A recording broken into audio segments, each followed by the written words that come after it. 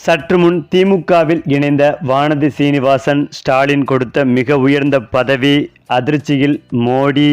அதாவது தமிழகத்தில் கோவை மாவட்டத்தில் பாஜக கணிசமாக ஆதரவை பெற்றுள்ளது.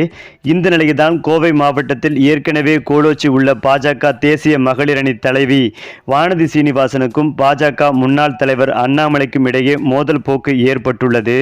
அந்த வகையில் தமிழக பாஜக தலைவராக அண்ணாமலை பொறுப்பேற்ற பிறகு பாஜகவிற்கு இளைஞர்களின் ஆதரவு கணிசமாக அதிகரித்தது. இதேபோல பல பிரபலங்களும் பாஜகவில் இணைந்ததால் கட்சிக்கு புதிய ரத்தம் பாய்ச்சியதை போல கட்சியினர் சுறுசுறுப்பாக செயல்பட்டு வந்தனர்.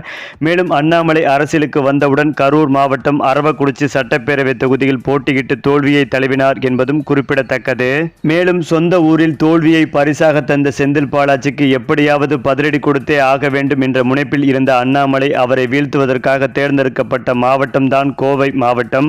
குறிப்பாக கரூரில் பாஜகவிற்கு செல்வாக்கு இல்லாததால் செந்தில் பாலாஜி கண்ட்ரோலில் உள்ள கோவை மாவட்டத்தில் அரசியல் செய்து அவருக்கு நெருக்கடி தரும் வகையில் அண்ணாமலை திட்டமிட்டு செயல்பட்டு வருவதாக கூறப்பட்டு வந்தது. அதேபோல் இதனையொட்டிதான் கடந்த மக்களவைத் தேர்தலில் கோவையில் கோலோச்சி வரும் வானதி சீனிவாசனை பகைத்து கொண்டு அண்ணாமலை அங்கு போட்டியிட்டதாக கூறப்படுகிறது. மாவட்டத்தின் முக்கிய முகமாகவும் பாஜகவின் தேசிய மகளிர் அணி தலைவியாகவும் வலம் வந்து கொண்டிருக்கும் வானதி சீனிவாசனுக்கு அவருடைய ஆதரவாளர்களுக்கும் அண்ணாமலையின் தலையீடு எரிச்சலூட்டி உள்ளதாக கூறப்படுகிறது. குறிப்பாக மக்களவைத் தேர்தலில் வானதி சீனிவாசன் போட்டியிடுவதற்கு எவ்வளவோ முயற்சித்தும் கடைசியில் பாஜக முன்னாள் தலைவர் அண்ணாமலை போட்டியிடுவதற்கு பாஜக தலைமை வாய்ப்பு அளித்தது.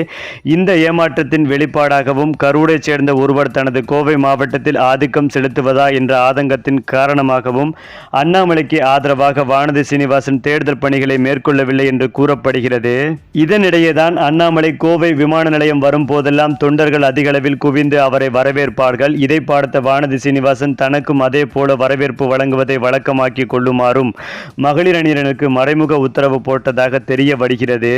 அது மட்டுமில்லாமல் தேர்தல் தோல்விக்கு பின்னராவது அண்ணாமலை மாவட்டத்தை காலி செய்துவிட்டு செல்வாரா என்று வானதி சீனிவாசன் ஆதரவாளர்கள் எண்ணிய நிலையில்தான் அதன் பிறகும் அண்ணாமலை கோவை மாவட்டத்தில் அரசியல் ஆதிக்கம் செலுத்தியதால் கடும் புகைச்சலை கிளப்பி உள்ளது.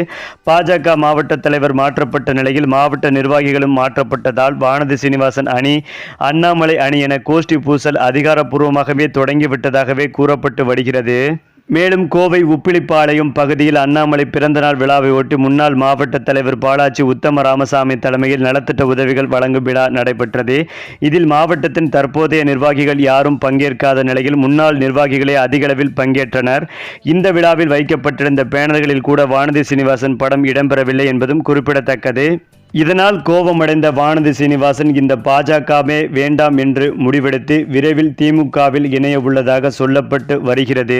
அதற்காக ஸ்டாலின் அவர்களை நேரில் சந்தித்து அதிகாரப்பூர்வமாக வானதி சீனிவாசன் திமுகவில் இணைய உள்ளதாகவும் மேலும் இதற்காக ஸ்டாலின் அவருக்கு மிக உயர்ந்த பதவி கொடுக்க உள்ளதாகவும் தற்போது தகவல்கள் சொல்லப்பட்டு வருகிறது. சரி, இப்ப நீங்க சொல்லுங்க, திமுகவில் இணைந்த வானதி சீனிவாசன் பற்றிய உங்களுடைய கருத்துக்களையும் உங்க கமெண்ட்ல சொல்லுங்க. மேலும் இந்த வீடியோ உங்களுக்கு பிடித்திருந்தால் லைக் பண்ணுங்க, ஷேர் பண்ணுங்க, மறக்காம நம்முடைய சேனலை சப்ஸ்கிரைப் பண்ணிக்கங்க.